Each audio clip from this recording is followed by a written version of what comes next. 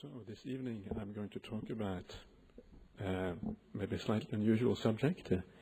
I'm going to talk about the history of Buddhism in brief. It's not going to be the full history because there's a lot to be said for 2,500 years, but it's going to be a brief history of Buddhism. And I want to talk about that and to join it up with how we come to understand the Buddhist scriptures as a consequence of that history of Buddhism. And I think for me this has always been very important to actually come to a good understanding of the Buddhist scriptures. How authentic are they? Do we know that they actually come from the Buddha's mouth himself? Have they maybe been distorted over 2,500 years, etc.? And it's important also because the Buddha said that we should investigate things. I'm sure many of you have heard of the famous Buddha's discourse in the Kalama Sutta, where he said that you should actually investigate. You shouldn't accept things just because they are a tradition, just because it's spoken by a particular teacher. But we should investigate these things, and we should only when we know for ourselves that this is good, this is wholesome, this is right, only then should we accept it. And for this reason it's important to also to ask ourselves, these scriptures that we actually rely on, like the Pali Canon for example, and all those translations, how accurate are they? And it's fascinating to look at the history of Buddhism because it gives us a good basis, in a sense, for deciding how accurate these scriptures are. That's why I want to get into this. There's two aspects in particular here I want to talk about. One is the spread of how the Dhamma spread through many various sects, many different schools of Buddhism, how it became very diversified, how it went to different parts of the world, particularly different parts of Asia. And also I want to talk about the particular history of the Theravada sect, what happened to Theravada Buddhism. These are almost like two separate histories in a sense. So first of all, just the general history of Buddhism. Usually we say that started off very soon after the Buddha passed away, after the Buddha's parinibbana. And the big event, which in a sense started off Buddhist history after the Buddha's final passing away, was the coming together of 500 fully enlightened monks, 500 arahats, to decide on what had been the Buddha's discourses, what the Buddha had taught over the past 45 years, because the Buddha's teaching career lasted for about 45 years.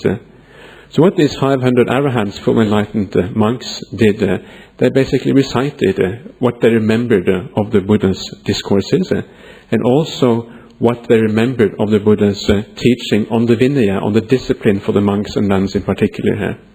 And they recited this, and they came to a conclusion together what was the essence, the essential part of the Buddha's teachings. This was known later on as the First Buddhist Council. And this then became the core from which all other Buddhist teachings and all other later accumulations actually came from. This First Buddhist Council 3 months after the Buddha passed away.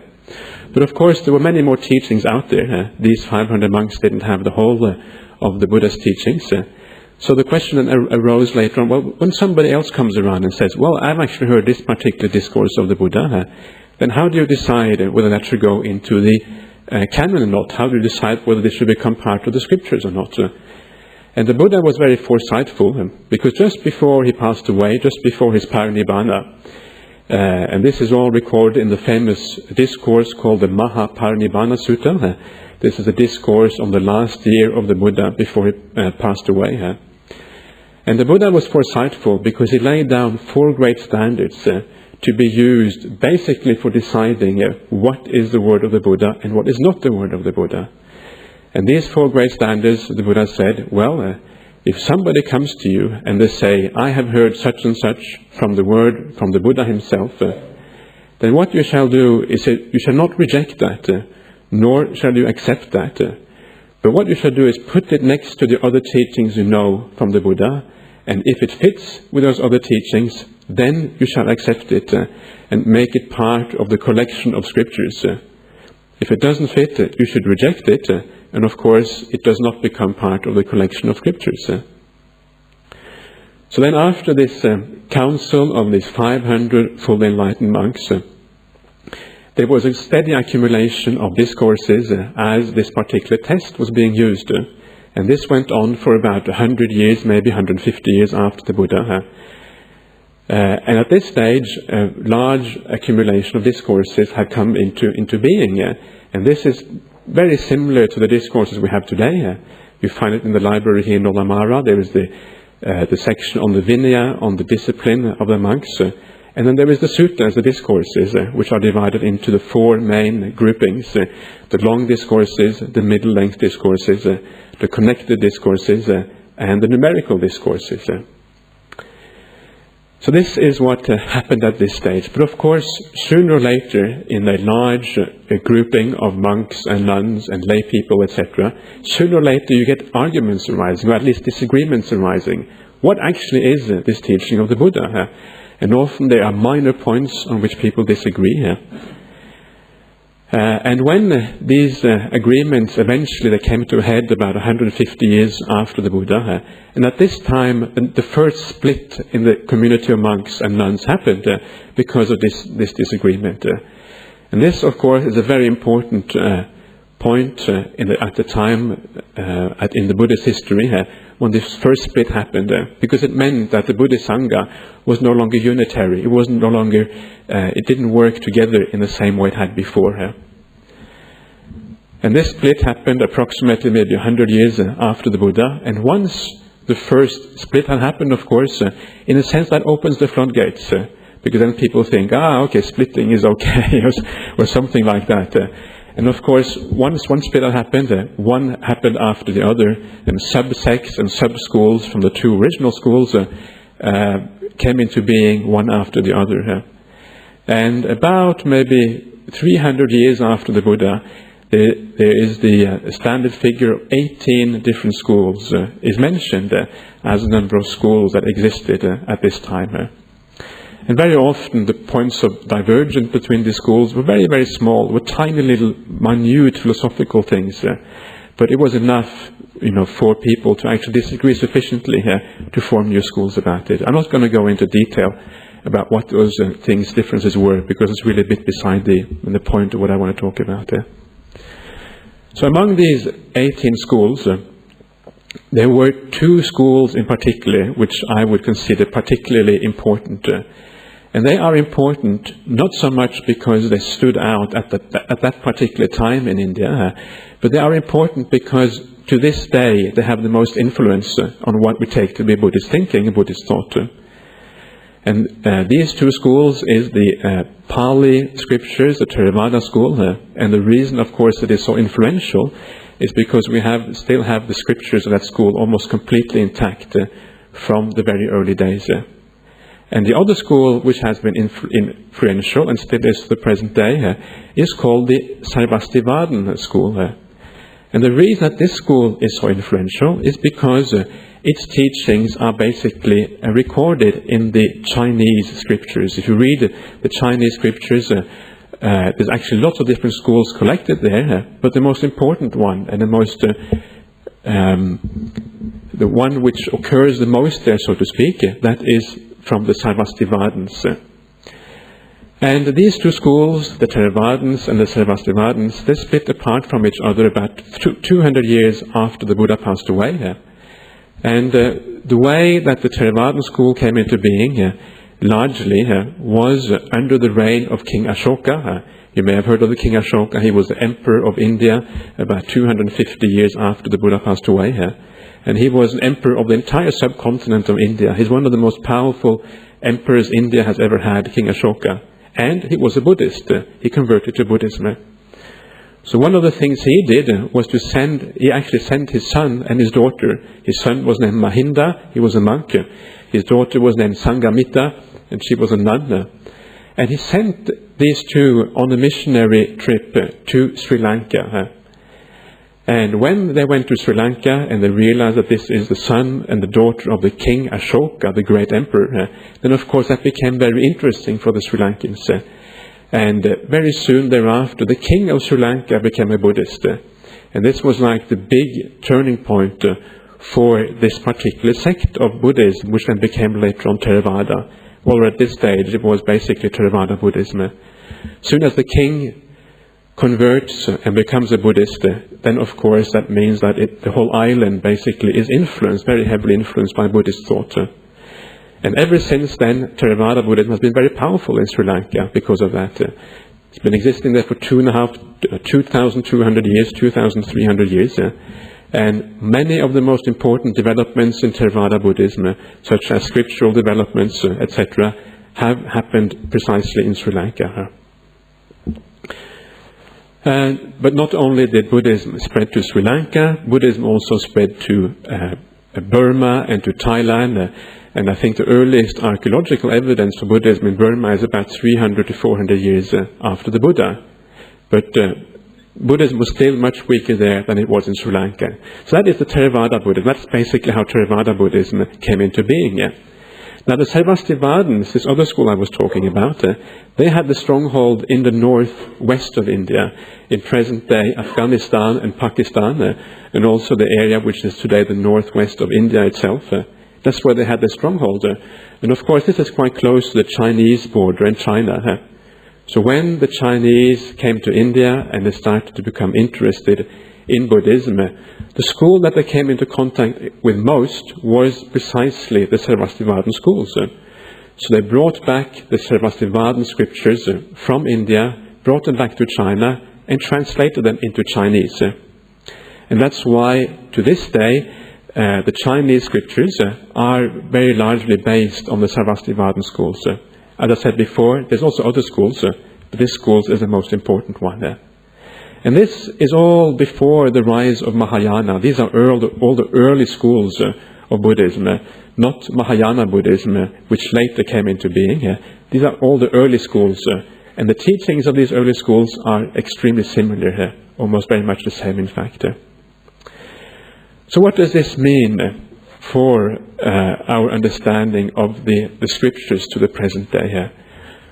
Well, what it means is that we have, remember what I said before, that this Theravadan school and the Sarvastivadins, they split apart about 200 years after the Buddha passed away, right? One went to the north of India and one went to the very south to Sri Lanka. They were actually quite far apart geographically, these two particular schools. So what it means is that we basically have two schools whose scriptures have been separated for 2,200 years, 2,300 years even. So it therefore becomes very interesting when you start comparing these scriptures, because you get a very strong idea of how well preserved they have been. And I have myself been doing some study in this area, particularly there's a monk who I know reasonably well, a German monk, who does study the comparative study of the Pali and the Chinese. And the most remarkable thing, the most interesting thing which comes out of this particular study that he has done is that these scriptures are in many ways almost identical after 2,300 years.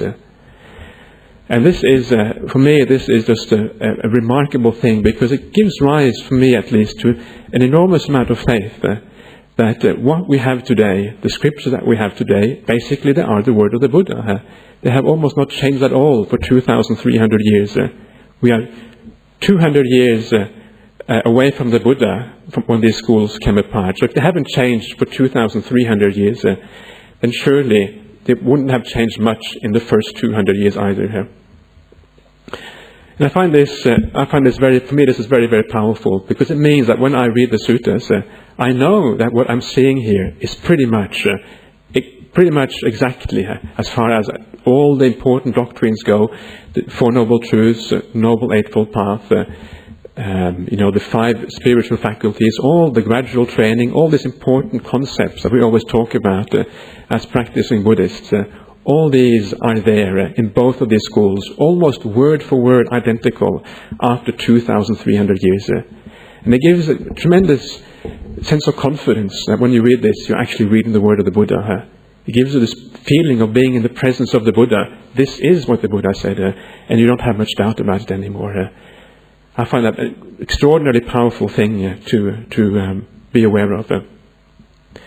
And I think that is the most important discovery, as far as I'm concerned, of the comparative research between the various schools. The fact that we know that this, what we have today, pretty much is the word of the Buddha. But there are also other things which come out from this particular study of comparison of these various sources, and because there are also differences, they're not exactly the same. And one of the interesting differences which come out of this particular research is that the beginning of the suttas, the beginning of the discourses, and also the conclusion of the discourses, that is where you find most of the differences in these discourses. So, for example, you know how if you have read the discourses, they often start with things like, at such and such a time the Buddha was teaching in such and such a place, and he was teaching to so and so, and then he said such and such, and that is like the introduction. And then at the conclusion of the sutta, then maybe somebody says, oh, and then such and such became a lay disciple, or such and such became full enlightened when they heard this particular discourse. And it's in these areas we actually find large discrepancies between the Chinese and the Pali version, which is quite interesting, because these are basically, if you like, the historical packaging in the sutta. These are the sort of the additional stuff which is not the core essence of the sutta. And what it basically means is that the Indians at the time, they didn't put a lot of effort into historical accuracy. They weren't really interested in historical accuracy so much. The important thing to the Indians, which have always been, I suppose, a spiritual people, was to actually retain the essence of the doctrine. This was what was important. So the main teaching you find in the discourses, the doctrinal part, the thing which was the Dhamma, the Buddhist content, that was kept almost word for word correctly. But the historical aspects, the places, the people that were involved, all that is something which hasn't been kept very well, and therefore is different between the different traditions. And of course, as far as I'm concerned anyway, I think it's great, because what does it really matter where these discourses were spoken?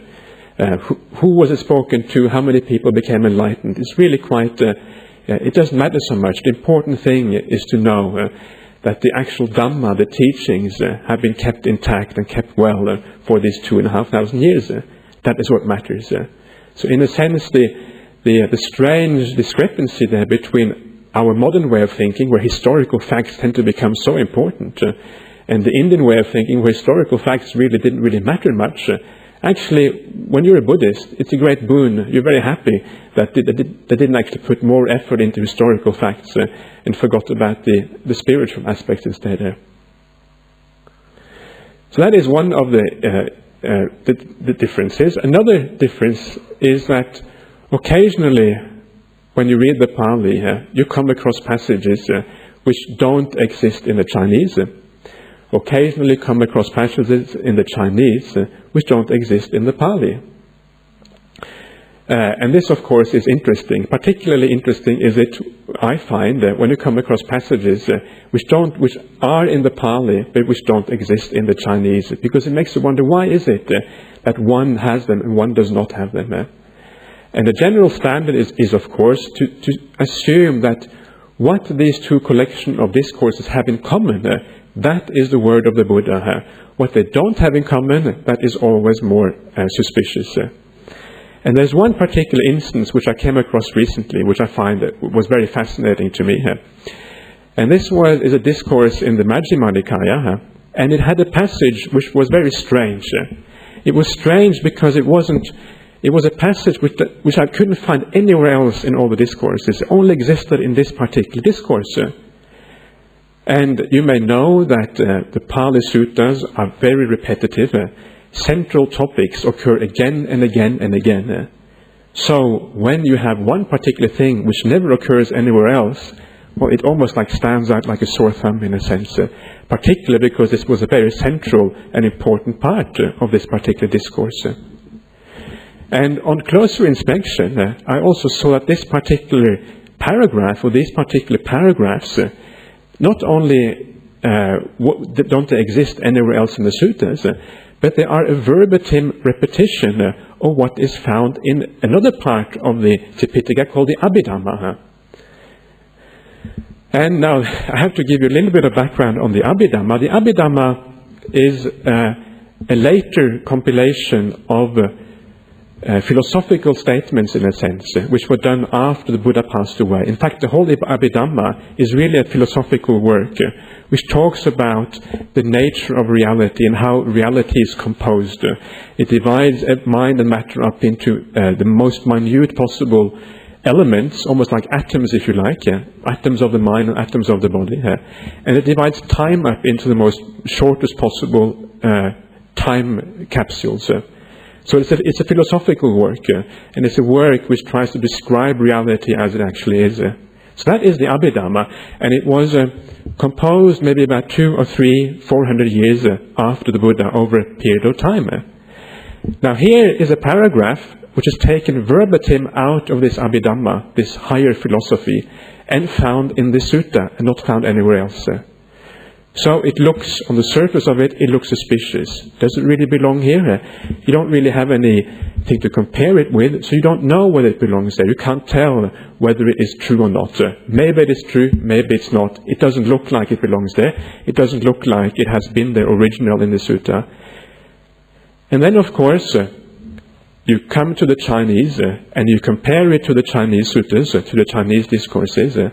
And of course what you find is that in this Chinese discourse, this paragraph doesn't exist. It's not there. And suddenly you have a confirmation that this thing has much more likely now been a later addition to this particular discourse. So is this important, you may ask? What does this actually mean? Does it really matter all that much? Well, it matters because one of the important things in Buddhism is that we know, we have to assume that the Buddha was enlightened. He is our teacher number one.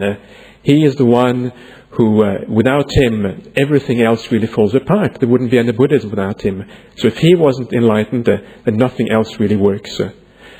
But everything else which wasn't said by the Buddha, like the Abhidhamma, the commentaries, all kind of later scriptures, we just don't know where they come from. And because we don't know where they come from, we have to be careful how we use them. And we have to set them to one side, put a question mark against them, and we cannot assume that they are as comprehensive and as good and as accurate as the word of the Buddha itself is.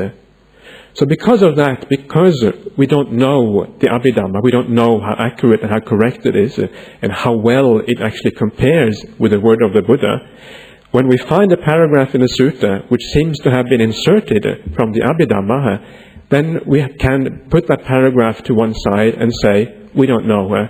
Maybe it doesn't belong here, maybe it does, but because it might distort the content of the sutta, it's better to put it to one side. So that is a lot of detail, but it's just, the idea is just that, the point I'm trying to make is just that when we have this great opportunity to compare the discourses between different traditions, suddenly we have material whereby we can actually find out the truth as to how authentic our discourses are in the Pali Canon, how true they are, how far back they go, and how close they are to the word of the Buddha. And the most important thing, as I said, when you start doing this sort of comparative study, is that you find, wow, this is incredibly close to the word of the Buddha. Occasionally you find discrepancies, but on all the most important points of the doctrine, we can be almost absolutely sure that what we have today is the word of the Buddha. And that is, I find, extremely important. So that is very briefly, a little bit about the various schools of Buddhism and how that history has affected our present-day research and the various scriptures that we have available to compare with each other. Now I want to talk a little bit about the history of Theravada Buddhism and to see how that affects our reading of the scriptures. So Theravada Buddhism, as such, as I mentioned before, really started out when King Ashoka sent his son and daughter to Sri Lanka and converted the king of Sri Lanka, and most of the Sri Lankan population became Buddhists. And one of the most important documents that were written by this new school was the Theravadan Abhidhamma. This was written very early on, maybe 200 to 400 years after the Buddha, and it became later on considered extremely important in the Theravadan school. In fact, the Abhidhamma became so important in the Theravada school that it almost superseded the discourses of the Buddha himself. And the reason for that is because the Abhidhamma is supposed to be like this complete philosophical, systematic exposition of the Dhamma. It's supposed to be the complete thing, whereas the suttas were not supposed to be the complete thing. And of course, over time, what happened was that people forgot that the Abhidhamma had been collected and gathered together after the Buddha, and because they forgot that, they started to take the Abhidhamma itself as the word of the Buddha. So you can imagine what happened. Here you had a philosophical system which was supposed to be complete, which was supposed to be the highest possible expression of the Buddha's Dhamma. It wasn't possible to make it more complete than this. And at the same time, one thought that this actually had been spoken by the Buddha himself. So what happens then? What happens then, of course, is that this Abhidhamma, in fact, gets a position which is extremely high. It gets put even above the discourses, the early discourse of the Buddha himself, because it is supposed to be the highest expression of the Dhamma, right? So this was one of the early developments in Theravada Buddhism, is coming out of the Abhidhamma. And the Abhidhamma has often been called like the crown jewel, in a sense, of Theravada Buddhism. But that is only if you're really into philosophical matters.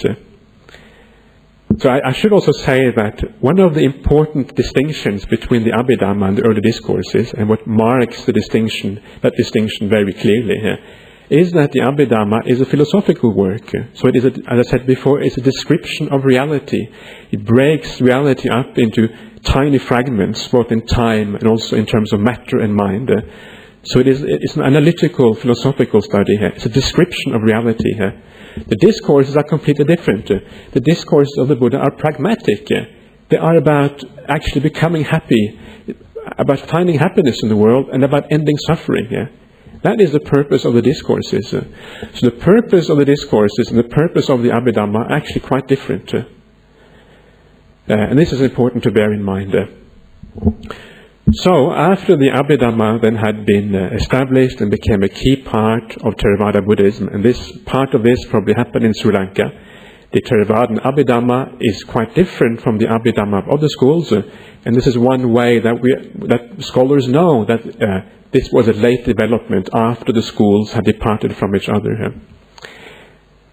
When Theravada Buddhism then came to Sri Lanka, a second, more literature started to appear, and the second literature which started to appear in Sri Lanka is what is known as the commentaries. These are the commentaries to the suttas, to the discourses, and also commentaries on the Abhidhamma itself. These commentaries were made up by a very well-known monk called Buddhaghosa in about the 5th century AD. And these commentaries, essentially, the purpose of these commentaries is to explain the discourses of the Buddha and to explain the Abhidhamma.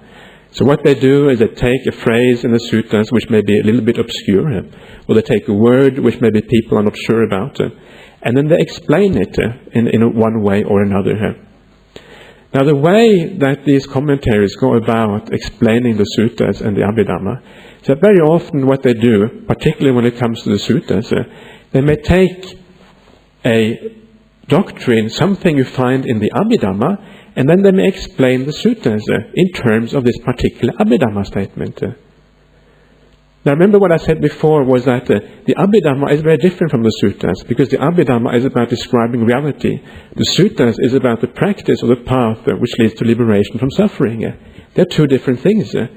So when the commentaries take the Abhidhamma and they start explaining the suttas using the Abhidhamma, well, the chances are that you're going to get some distortion there, because there are two very different types of systems with two very different purposes. So that is one reason one has to be very careful. For example, if you take the middle-length sayings from the library over here and you start reading some of those discourses in there, now often if there's something you wonder about, you're not sure about, you will look in one of the notes, right, in the back here, and it will give you some explanation as to what is the meaning of this particular phrase or word. But you should be aware that those notes in the back are very often taken from the commentary here.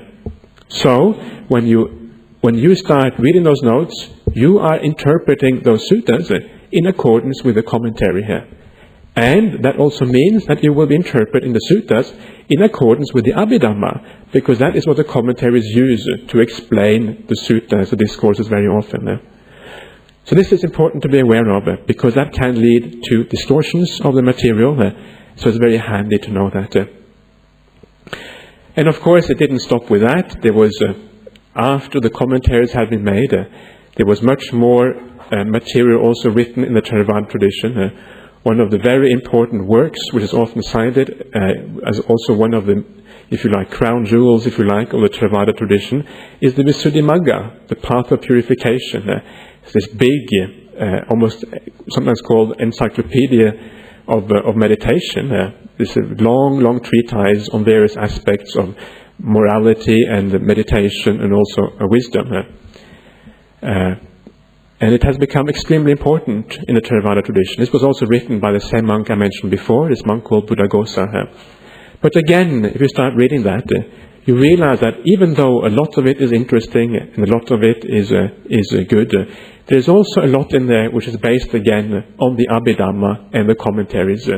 So you don't have the certainty, you don't have that same clarity that this actually is the word of the Buddha, as you have from the discourses themselves. And then from that you had other commentaries being written. You had commentaries on the Abhidhamma. You had all kind of study manuals for the Vinaya, for the discipline, also for the higher teachings. And even to this present day, you will find scholars in various countries, particularly maybe in Burma, and they are still writing commentaries in Pali on these suttas and on their own commentary. So it's still happening today.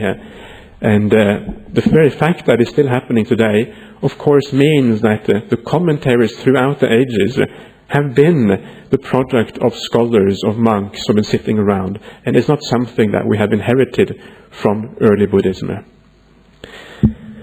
So I should maybe say also that what I'm saying now is not that we should necessarily reject the Abhidhamma or reject the commentaries completely as completely wrong or whatever.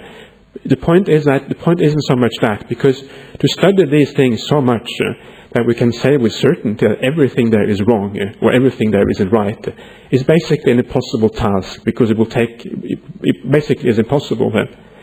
So what you have to do instead, and this is the way I usually think regard to these matters, is that, well, we don't know where these things come from. There may be a lot of correct things here, there may be a lot of wrong things here, we just don't know. So because we don't know, you just put a question mark beside it, you put it to one side, and you don't have to decide whether it's right or wrong. You just don't take it as seriously as you would what we can decide with fair certainty is the word of the Buddha. That is what really matters for us as practicing Buddhists. So what this shows us is that we have that in Theravada Buddhism, as in all schools of Buddhism, there has been a long development of literature, all based around the original suttas and discourses of the Buddha. But a lot of this later literature, because we don't know where it comes from, we have to be careful with it, and we can't take it as definite truth or certainly correct in terms of that it actually is compatible with the word of the Buddha. We just don't know. And this is the important thing here. So when you read the suttas, this is one of the things you should always watch out for, always be careful about. So essentially what I have been trying to say this evening is that there is now so much good material out there, so many ways of looking at the suttas, that we have discovered that we basically know what the word of the Buddha is, and we basically know what is not the word of the Buddha. And because we can distinguish between those two things, we have a great and wonderful resource to come very close to what the Buddha actually said. And when you read the suttas in the Pali Canon as they are translated, and even found here today in the library in Ulamara, you know that that which you're reading basically is what the Buddha said. That's basically what I wanted to say. But maybe because there's quite a bit of time left, I want to go a little bit back to the history of Buddhism in India again, maybe, because that is a fascinating subject, I find. What actually happened in India? Because as I said before, was that there were the two most influential schools were Theravada Buddhism, which exists to the present day, and Sarvastivadin school. These were the two most important ones. But what about the rest of the schools in Buddhism? What happened to them? And what happened basically on the Indian continent was that it seems that over time Buddhism became very corrupted for some reason in India. And partly that may have been the development of all sorts of strange practices. But maybe the most important reason why it became corrupted was that it became more and more institutionalized into massive, large monasteries and large universities. You may have heard of the famous Nalanda University in India, which was established maybe about 500 years after the Buddha. And there were thousands and thousands and thousands of monks there. It was extremely hard to get into this university. You had to, when you got to this university, somebody would go up to you and they would ask you a number of very, very difficult questions. And only if you could answer these really abstruse and difficult questions would you actually be allowed into this university, because it was so full already here. But what was happening here was that there was more and more emphasis on scholasticism, on debating. There was lots of debates going on. I think the Indians even to this day are famous as lovers of debate. And so it seems they were also in those days. And so there was all this scholasticism going on. And of course what that meant, that there was less and less emphasis on the practice side of Buddhism. So there was a decline in the actual realization and a true understanding of the Dhamma, as opposed to the scholastic and intellectual understanding of the Dhamma. And this meant that over time Buddhism became weaker and weaker in India, and Hinduism again began to become by far the most powerful force in Indian society in those days. And then the final sort of blow to Buddhism was, of course, as you may know, the invasion of the Muslims, the Muslim invasions, which happened in the 12th and the 13th century, I think. And the Muslims, they attacked particularly these enormous, large institutions of learning, such as the university at Nalanda. And they killed thousands and thousands of monks, and they laid the entire university basically to ruin. Sometimes it is said that it was the Muslims that came at that time who actually destroyed Buddhism. But I think most modern scholars agree that it wasn't actually so much the Muslims. The Muslims just gave Buddhism the final blow, so to speak, in its homeland. It was actually the corruption of Buddhism already, which had happened over the past 500 or 600 years before that, that really was the major blow to Buddhism in India at the time. So what happens that all these schools, all these 18 schools, eventually they died out. And they were only kept alive as the Theravada school in Sri Lanka and in Southeast Asia, and as the Sarvastivadin school in China. Now, of course, we also know that there is much more to history of Buddhism than this, because one of the very important aspects of the history of Buddhism is the rise of Mahayana Buddhism. And Mahayana Buddhism, of course, became very, very powerful later on, particularly in East Asia. And Mahayana Buddhism started to rise in India about around the time of Christ, around the year 0. And it took a very long time, apparently, for Mahayana Buddhism to become a powerful religion, if you like, in Indian society and also in other societies in Asia.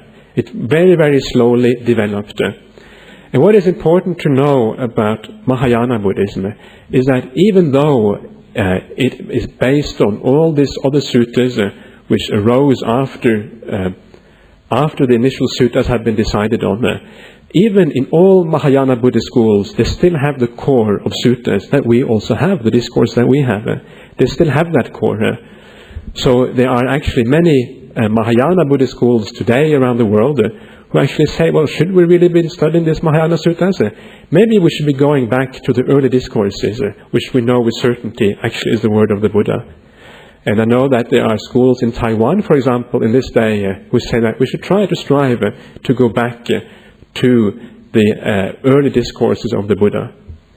And the reason for that, of course, is that the Mahayana suttas are quite different from the other suttas. They are much more elaborate. They are often extremely long, and if you see the Chinese Tipitaka, which contains all these suttas, it's a massive, massive collection with hundreds and hundreds of volumes. This enormous thing here. And when you start to realize that these things arose a long time after the Buddha, well, then you start to wonder, well, how can this really be the word of the Buddha? And this is what some people now are questioning around the world, also in Asia. How can this really be the word of the Buddha? Of course, when you have a tradition that tells you that this is the word of the Buddha, you tend to believe that. And that's what the Chinese, and that's what everybody has believed all these centuries, until modern scholarship has made it very clear that this actually is not the word of the Buddha. And it's the same thing with the Pali canon. Almost all traditional Buddhists have taken the things like the Abhidhamma and the commentaries basically to be the word of the Buddha, until modern scholarship came around and said, actually, with careful analysis, it becomes quite clear that it cannot be the word of the Buddha. And a good thing about all this is that all schools of Buddhism, Mahayana, Theravada, and to some extent also Tibetan Buddhists, have the same core of suttas which go all the way back to the Buddha. And this is where we can find the common core and a common cause, if you like, together as Buddhists, because we all have this word of the Buddha there if we want to look at it. And sometimes Mahayana Buddhists, I don't think even they understand or know that they actually have this core of teachings there, exactly the same as we have in Theravada Buddhism. But it's becoming more widely known today here. And that, of course, gives us a possibility of having dialogue and speaking together. And instead of arguing about the Bodhisattva path, the Arahat path, or jhanas, or whatever else, we can come to some agreement about these basic issues, because there is a core which we have in common there. Okay, I think that's all I want to say, actually. Maybe people want to ask some questions or comment or whatever.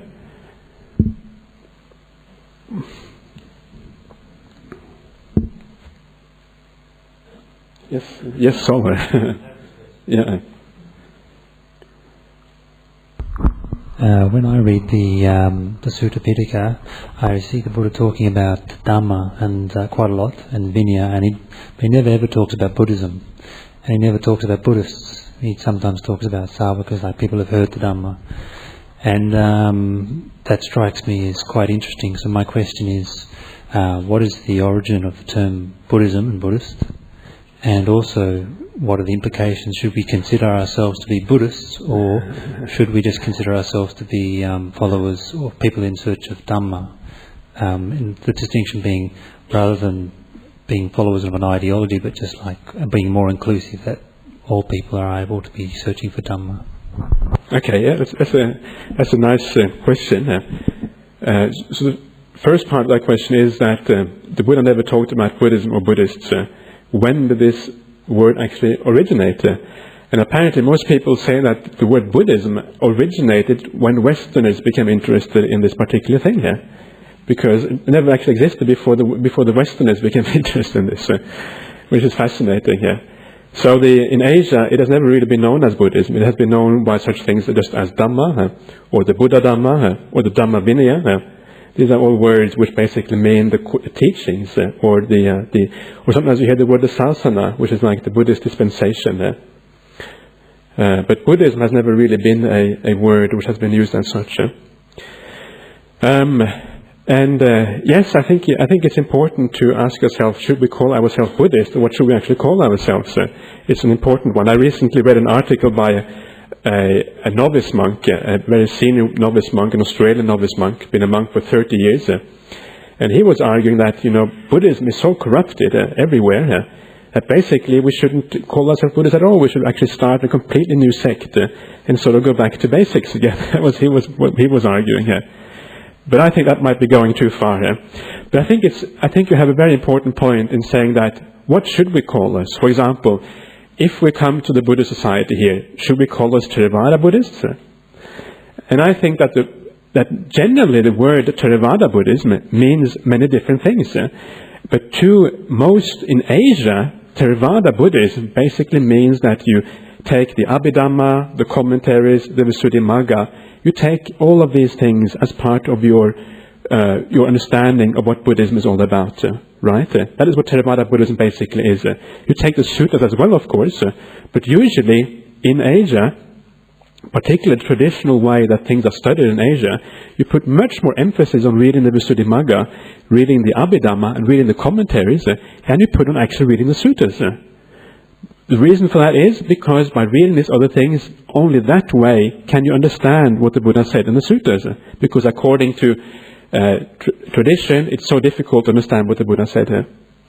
So I would say that if we're going to call ourselves Theravada Buddhists, well, we have to make it clear that we're not, maybe not Theravada Buddhists. I don't consider myself Theravada Buddhist in that traditional sense, because I take the word of the Buddha basically to be found in the Dvipitaka, not the Tipitaka, the Dvipitaka.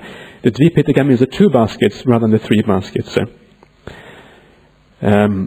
So I think that sometimes these terms have a lot of baggage to them. So it might actually be better to cancel them altogether and say that I am a follower of the Buddha. I'm neither Theravada Buddhist nor any other type of Buddhist. I'm just a follower of the Buddha. And I know pretty much where I can find the word of that particular Buddha. So I would agree with you. But I think being a Buddhist is pretty safe, because if you call yourself Buddhist, that might just mean that you're a follower of the Buddha, in a sense. So it really depends, obviously, on what you put into these words and what they actually mean. So, are you happy with that answer? Yeah? Okay. Jean? How old in Hinduism is it? Okay.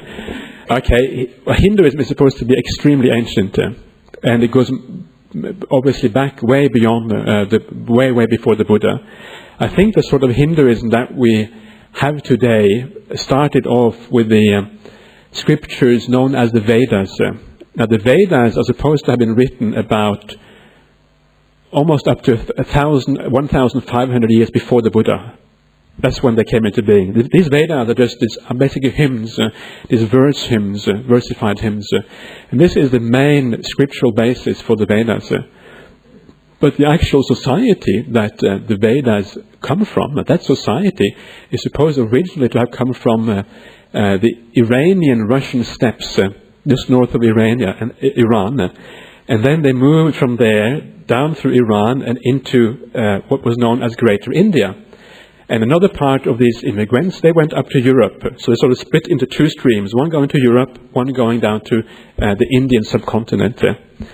And that's why we today have the Indo-European languages. All these languages, all the ancient languages of Pali, Sanskrit, and also modern-day languages in India, they're all related to European languages. And this is precisely because of this. It all came from a common source, maybe 6,000 years ago or so. And that is basically the origin of the Vedas. It's very fascinating when you start knowing a little bit of Pali and knowing a little bit of these ancient Indian languages. It's fascinating the closeness of many of these words have to European words. For example, in Pali you have Ti is 3.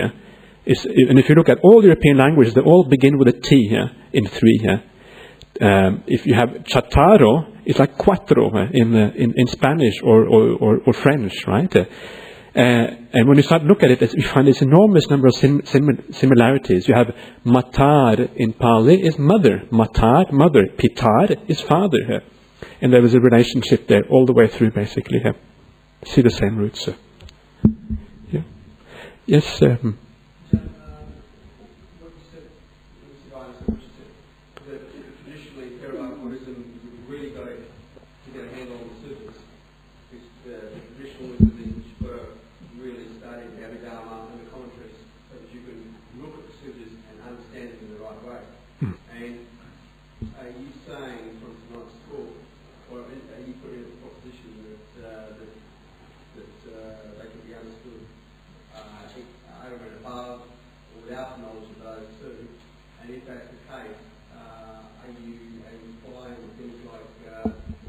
the study of sutras in conjunction with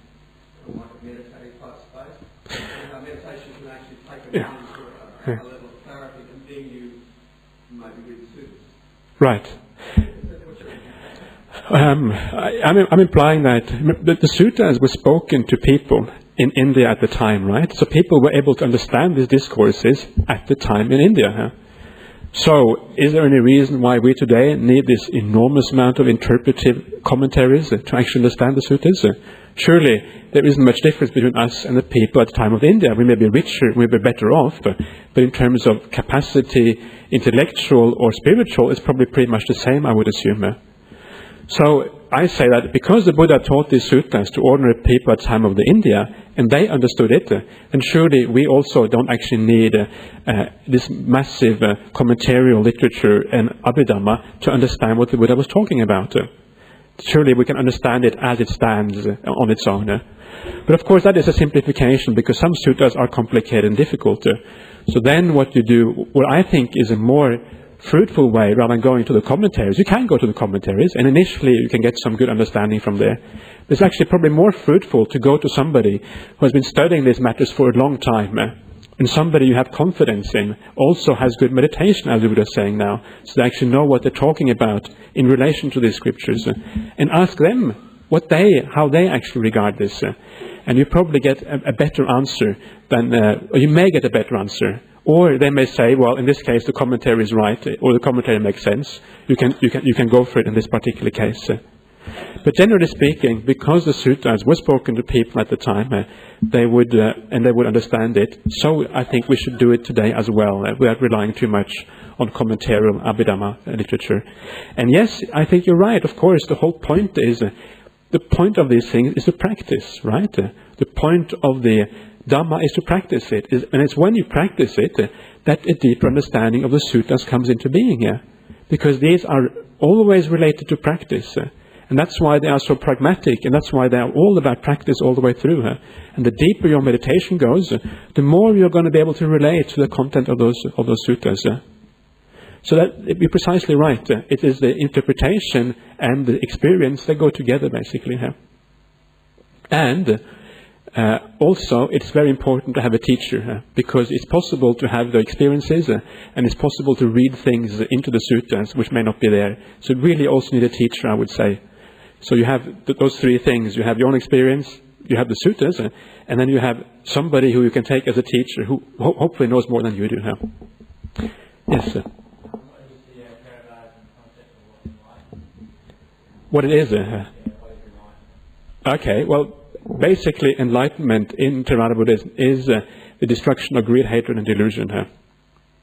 So, in other words, it's taking out what sometimes is called the three poisons of the mind. And the ending, another way of putting it, is an ending of all suffering here. Make rid of all suffering here. That's what enlightenment is all about. Enlightenment is the whole purpose of the path of Buddhism, is to get rid of suffering and increasing your own happiness. Enlightenment is the highest possible happiness, says the Buddha. Escape from psychic existence? Oh yes, yes, precisely. Yeah. Yes, yeah, it certainly does, because the whole problem with the cycle of existence is that basically there's a lot of suffering in there. So, if you want to get rid of suffering, you have to get rid of this whole cycle of existence. Yeah. And that's through what, realizing self-existence? That's part of it. That's quite right. Yeah. Precisely, no inherent existence. That's what self is about. Do I believe in it? No, being a Buddhist, I certainly don't believe in it. If I believed it, I would have a hard time being a monk, I think. I think Ajahn Brahm would kick me out of the monastery if I said, Ajahn, I believe in the soul. I would have big problems, I think, in that case. No, I don't believe in it. But you remember that belief in Buddhism is different from belief in many other religions. In most religions, belief doesn't actually mean belief. It means like an absolute conviction about something. If you ask somebody about God and they say, I believe in God, it doesn't mean maybe he exists, maybe he doesn't. It means, yes, I'm sure he exists, right? In Buddhism, belief is a bit different. It means more like, well, okay, I don't believe in a self in the sense that since the Buddha taught this, and I have a lot of faith in the Buddha, I take it as a working hypothesis that there is no self. There is no soul. And then that working hypothesis, I'm going to work with that and then see what happens. And when I get there for myself, well, then I will find out, right? And this, I think, is a skillful way of taking on any view in life, Buddhist view. You read the suttas, and the Buddha said, well, this is the right view. And you say, I can't accept that. And you don't have to, because what you can do instead is neither reject it nor accept it. Just sort of leave it unresolved, if you like. But say, okay, I'm going to use it as a working hypothesis. I realize the Buddha was a very wise person. I can see that from all the discourses he said. So, because of that, at least I'm going to use it as a working hypothesis. So that, I think, is the best way of looking at belief and view in the Buddhist context, rather than as an absolute which we have to, grasp onto with certainty. Yeah.